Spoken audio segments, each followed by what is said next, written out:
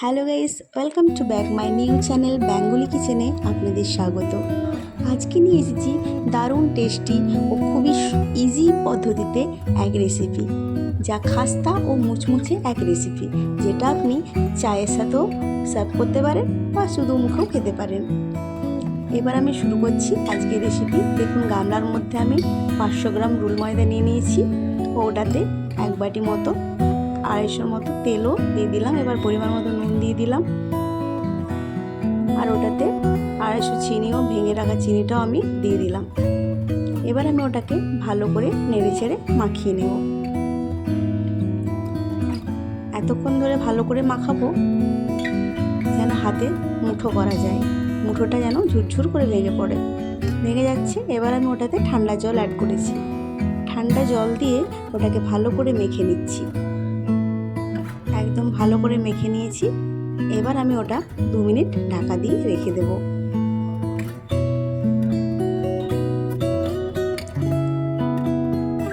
দু মিনিট ঢাকা খুলে আমি ওই আটা থেকে কিছুটা অংশ আটা নিয়ে আমি লম্বা আকারে নিয়ে নেব, কিন্তু আমি ওটা লিচি কাটবো না, ওটাকে আমি ছুরি দিয়ে পিস পিস করে কেটে নেব বরফি আকারে। তারপর ওটাকে আমি স্কোয়ারভাবে ছুরি দিয়ে পিস পিস করে কেটে নেব। ছুরি দিয়ে পিস পিস করে কেটে নিচ্ছি। দেখুন, এবার আমি ওটাকে প্লেটের মধ্যে সাজিয়ে নেব।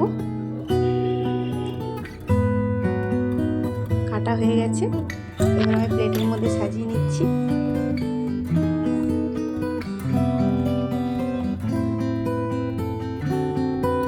প্লেটে সাজিয়ে নিয়েছি, আর আমি আগে থেকেই কড়াতে তেল বসিয়ে রেখেছি।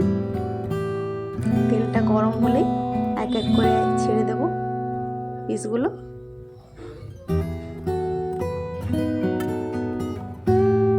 তেলটা গরম হয়ে এসছে, এবার আমি পিসগুলো এক এক করে ছেড়ে দিচ্ছি। পুরো লাল লাল হয়ে আসবে কালারটা, তারপর আমি ওটাকে তুলে নেব।